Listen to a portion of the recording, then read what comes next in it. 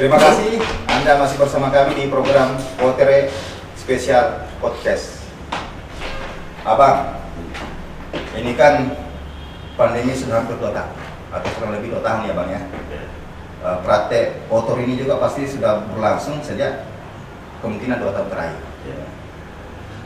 Apa sih yang menyebabkan pihak kepolisian, saya sebut aja itu sebenarnya, karena kebetulan dalam kasus bansos COVID-19 ini kan kepolisian yang menangani, membutuhkan waktu lama sehingga komentar-komentarnya ke publik itu jarang terdengar terkait kasus ini. Apa kira-kira yang bukan menghalangi, apa membatasi ruang gerak kepolisian dalam hal ini, Pak? Pertama sekali dari awal penyidik sudah terbuka ke kami. Baik saat kami bertanya langsung melalui via telepon atau ya, apakah bakal ketemu langsung waktu saat di Polda. Kemudian juga tanggapan atas statement kritikan kami di publik sebenarnya sudah telah kita ketahui bahwa mengapa sampai hingga sekarang penyidik Polda belum menetapkan merilis nama-nama tersangka itu karena faktor audit.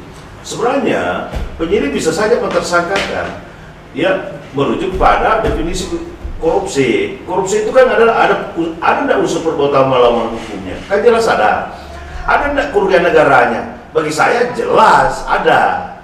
Karena kenapa? Kita harus ketahui benar penyidik telah meminta audit yang dilakukan BPK untuk BPK. Benar. Nah, seperti apa sih Pak audit permintaannya? Kan investigatif. Dalam audit itu dikenal hanya 3. Pertama adalah audit evaluasi, ya, audit kinerja, dan kemudian audit investigatif. Audit investigatif itu adalah pemeriksaan yang dilakukan bukan untuk baru mencari tahu Anda kerugian, tapi adalah pemeriksaan yang dilakukan untuk memastikan jumlah atau total kerugian. Berarti polisi sudah mengantongi nama-nama, modusnya seperti apa sebelum melakukan audit. Oh iya. Apa tadi investigasi ya Bang? Investigasi. Jadi audit investigatif itu dilakukan manakala telah ditemukan unsur perbuatan melawan hukum di dalamnya. Itu bukan baru mau mencari ada enggak kerugiannya. Nah, kapan kira-kira kepolisian udah dikorupsikan sekarang bukan lagi formil tapi material. Maka memang harus dibuktikan berapa total kerugiannya. Sebenarnya penyidik sudah bisa. Hanya mungkin penyidik ini inginnya lebih terang benderang nantinya ketika misalkan dia rilis konferensi pers. Pak, siapa-siapa tersangkanya si A, si B, si C, si D. Berapa? Tentu kan media akan bertanya, berapa total kerugiannya? Nah, tentu ketika penyidik sudah kantongi jumlah kerugiannya itu, dia tinggal jauhnya sekian, kan enak. Dalam kasus ini, Pak Jusman, saja seberapa besar tingkat kepercayaan Abang terhadap institusi kepolisian? Saya sih memang selalu bilang bahwa jangan pernah memberi kepercayaan 100% kepada aparat penegak hukum. Jangan pernah memberi kepercayaan 100% kepada aparat penegak hukum, termasuk pejabat negara, bahkan termasuk wakil rakyat. Alasannya kenapa? Sisakan sedikit minimal 40% untuk sebagai kontrol atau monitoring. Karena kapan kita memberi kepercayaan 100%, maka itulah yang kadang-kadang dia salah gunakan untuk menipu kita, membuat kita terlena, akan bahkan untuk merangkul kita. Tapi untuk berkait kasus ini, karena saya paham modus operandinya dan saya tahu seperti apa perkembangannya, maka saya meyakini kasus ini akan tuntas. Nah, oleh karenanya itu sebagai tetap wujud komitmen kami, konsistensi kami meminta kepada penyidik nantinya tidak hanya merilis atau menetapkan tersangka, tapi saya juga meminta langsung melakukan penahanan kepada siapapun yang ditetapkan tersangka. Walaupun itu pejabat aktif. Oh iya, tidak ada urusan itu. Pemeriksaan korupsi tidak boleh mengenali itu bahwa dia pejabat. Abang yakin polisi berani melakukan itu, Bang? Saya yakin. Saya. Polisi kepolisian Polda ya? Penahanan itu kan jelas dalam pasal 21 KUHP. Dilakukan untuk kepentingan, ya dikhawatirkan jangan sampai melarikan diri, melalui perbuatannya, dan lain-lainnya, ya. Menghilangkan bukti-bukti. Tapi di sana ada hak objektif bagi penyidik untuk kepentingan penyidikan, untuk kelancaran proses pemeriksaan. Jadi idealnya setiap tersangka korupsi begitu diumumkan langsung ditahan. Oh iya harusnya, karena perbuatan korupsi itu adalah perbuatan yang sangat keji, apalagi berkaitan penggunaan anggaran atau penyalahgunaan anggaran dana kemanusiaan. Oknum-oknum ini kan nantinya bukan hanya diduga terlibat dalam perkara korupsi, tapi memang terang benderang dengan tidak mendahului proses hukum, tidak mengabaikan asas praduga. Ya, mereka kalau terbukti, artinya secara sistematis mereka bisa dituduh bahwa oknum ini adalah penjahat kemanusiaan. Jadi perkiraan abang, kapan kira-kira kepolisian mengumumkan gelar perkara atau eksposisi terhadap kasus dugaan korupsi bantuan sosial COVID-19 ini? Dalam waktu dekat ini. Dalam waktu dekat ini, Bang. Itu minggu? Ada minggu, Bang? Ya, memang sih longgarnya kelihatan kemarin bahwa Juni. Tapi itu udah estimasi. Ya, kalau pendapat penyidik kan dia sampaikannya yang menunggu hasil audit turun. Ya, kan tidak mungkin penyidik bahwa kapan turunnya. Kan yang berwenang kapan turun, menjawab kapan turunnya itu hasil audit kan BPK, auditornya. Nah, di sini peran kita. NGO, apakah kita hanya mendengarnya dari penyidik, tidak mencoba konfirmasi ke auditornya BPK? Ya tentu kita lakukan. Oleh karenanya itu, karena kami mendengar kedua belah pihak, makanya kami berkeyakinan bahwa kapan ditetapkan tersangka dirilis nama-nama yang bersangkutan, dalam jawaban kami dalam waktu dekat ini. Nah, sekarang di depan mata kita ini kasus bantuan sosial yang COVID-19 yang secara kemanusiaan ini sangat, ya abang betul bilang ini penjahat kemanusiaan. Yang dimaksud berperan serta atau berpartisipasi itu bukan hanya tahunya bicara bahwa di sana terduga korupsi, tapi yang terpenting adalah lakukan pengumpulan data, investigasi, kemudian laporkan. Makanya dikenal dalam tagline KPK, lihat lawan laporkan. Lihat lawan laporkan. Itu yang Anda lakukan selama ini, Pak. Memang. Jauh sebelum KPK didirikan, abang kan sudah. Iya, karena kami menganut prinsip begini Pak Ibun, bahwa memberantas korupsi itu bukan hanya merupakan konsekuensi hidup di negara hukum. Gitu.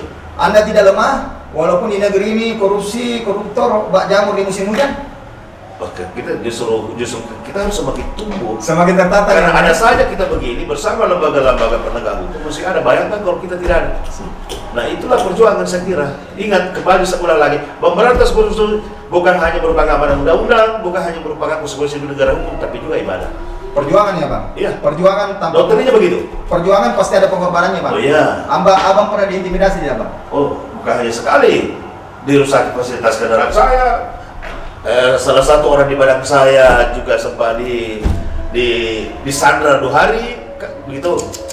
Tapi saya selalu menganut paham begini bahwa ya 1.000 pun atau 1 juta pun manusia akan cedera kita, maka habis nyawa kita. Kalau yang di atas tidak izinkan, tidak bakal. Saya sudah kenyang dengan begitu. Saya mau bilang gini lah, melalui forum ini, media ini, bahwa memberantas korupsi itu juga merupakan ibadah. Tidak ada kami menangkap orang korupsi baik pun.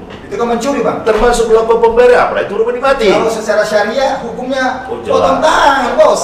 Koruptor itu kan pencuri. Ya, hanya negara kita kan tidak tidak mengenal itu. Intinya gini lah, bahwa teror itu senantiasa ada melekat pada siapapun, atas profesi apapun. Hanya memang ada klasifikasinya. Ada ringan-ringan, ada sedang, ada berat. Yang terbaru teror seperti apa, Bang? Oh banyak. Contoh-contoh, Bang? Ya termasuk ya kecak-kecak. Karena itu kan sebenarnya kalau kita angkat kasus itu 3 hal yang selalu muncul Pak Ibu. Pertama bujuk rayu. Bujuk rayu. Bujuk rayu dalam hal apa ini, Bang? Macam-macam. Goda-goda material. Kemudian saya kan ini termasuk oknum yang sudah berulang kali ya dibujuk atau diajak untuk masuk. Mau dikasih uang? Mau dikasih uang? Oh iya sering kali. Jumlahnya banyak ya, Bang? Banyak. Mas, tahun 2003 saya pernah mendapat godaan atau ujian. Tiba-tiba pagi di hadapan sekretariat kami melihat ada 3 kardus besar. Saya masih ingat itu pengalaman itu. 3 kardus besar. Kardus itu pembungkus. 3 kardus besar. Bukan pembungkus kardus, pembungkus. Isinya itu uang semua. Uang semua, Bang. Abang tahu dari mana, Bang, itu uangnya? Ya, karena kita serahkan ke penyidik. Abang tahu dari mana itu uang? Ya. Abang tahu dari mana itu uang? Kan dibuka, dipanggil ke penyidik, diserahkan. Nah, asalnya itu uang dari mana? Abang tahu? Nah, kita tidak tahu. Tidak tahu. Dan memang saat itu terlalu banyak kasus kita angkat. Itu godaan yang tanda kutip mengenakan, tapi tidak jarang juga orang orgasme gara-gara rayuan seperti itu, Bang. Nah, makanya saya mau bilang gini, menjadi aktivis itu, makanya saya mau bilang gini, menjadi aktivis anti korupsi itu 2 hal yang harus dimiliki. Pertama, dia harus matang SDM-nya, minimal berpendidikan. Kedua, dia harus berkecukupan finansialnya. Makanya saya orang bertanya, kenapa itu Bajus? Dia pergi jual kopi, jual apa di pasar? Karena itu pengetahuan finansial saya. Artinya NGO anti korupsi itu juga dituntut untuk berwirausaha. Saya kebetulan selain memegang juga mata kuliah, saya juga berwirausaha. Apa yang saya harus lakukan itu? Sebagai pengusaha finansial saya. Ini pesan Nuril untuk pegiat anti korupsi lainnya dan untuk adik-adik aktivis. Iya, harus mapan SDM-nya dan matang finansial. Harus mapan SDM-nya dan harus banyak uang Iya. supaya tidak masuk angin Bang ya. Tidak perlu banyak uang. Tidak banyak uang. Tapi bagaimana dia mengandung prinsip hidup kesederhanaan kok? Ya minimal berkecukupan lah namanya. Silakan berwirausaha, tapi jangan berusaha yang bergantung pada APBD. Yang terakhir Bang, yang terakhir ini karena kita dibatasi waktu Bang, saya punya pertanyaan terakhir ke Abang, mohon dijawab dengan Ya. sejujur-jujurnya Bang. Kira-kira negeri ini kapan terbebas korupsi dong? Sepanjang masyarakat semakin tumbuh dan semakin giat melawan korupsi. Sepanjang masyarakat Iya, semakin tumbuh dan semakin giat giat melawan korupsi. Melawan Dan korupsi. kemudian adanya political will.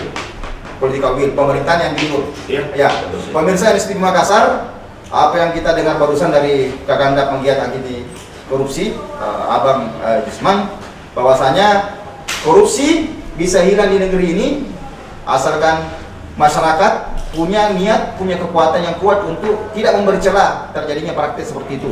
Yang kedua, sudah pasti adanya pemerintahan yang jujur dan adil. Demikian perbincangan kita di pagi hari ini.